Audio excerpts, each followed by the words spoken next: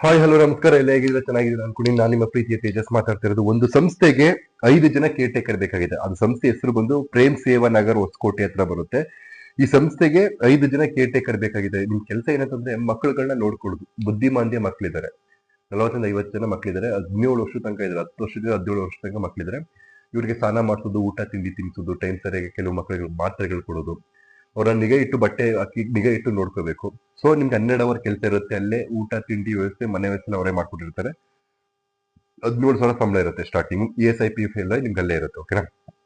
ತುಂಬಾ ಒಳ್ಳೆ ಸಂಸ್ಥೆ. ಸುಮಾರು ಒಂದು 40 ವರ್ಷದಿಂದ ಈ ಸಂಸ್ಥೆ ನಡ್ಕೊಂತ ಬಂದಿದೆ. ಬೆಂಜಮಿನ್ ಸರ್ ಅಂತ ವೆರಿ ವೆರಿ ಗುಡ್ ಪರ್ಸನ್. ಅವರು ತುಂಬಾ ಅವ್ರ ಬಗ್ಗೆ ಹೆಮ್ಮೆ ಅನ್ಸುತ್ತೆ. 40 ವರ್ಷದಿಂದ ಅವರು ಈ ಸಂಸ್ಥೆ ನಡ್ಸ್ಕೊಂಡ್ ಬರ್ತಿದ್ದಾರೆ.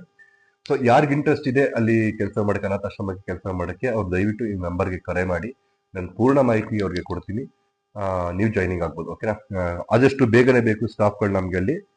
ದಯವಿಟ್ಟು ನಮಗೆ ಕರೆ ಮಾಡಿ ಸಂಸ್ಥೆಗೆ ನಿಮ್ಮನ್ನ ಸೇರಿಸ್ಕೊಡ್ತೀನಿ. Thank you so much. ಮತ್ತೆ ಇನ್ನೊಂದು ಏನಂತಂದ್ರೆ ಆ ಸಂಸ್ಥೆಯಿಂದನೇ ಡೈರೆಕ್ಟ್ ನಿಮ್ಗೆ ಸಂಬಳ ಇರುತ್ತೆ. ಪ್ರತಿ ತಿಂಗಳು 1ನೇ ತಾರೀಕು ಟು 5ನೇ ತಾರೀಕು ಒಳಗೆ ನಿಮ್ ಬ್ಯಾಂಕ್ ಅಕೌಂಟ್ಗೆ ಸಂಬಳ ಬಂದು ಬೀಳುತ್ತೆ.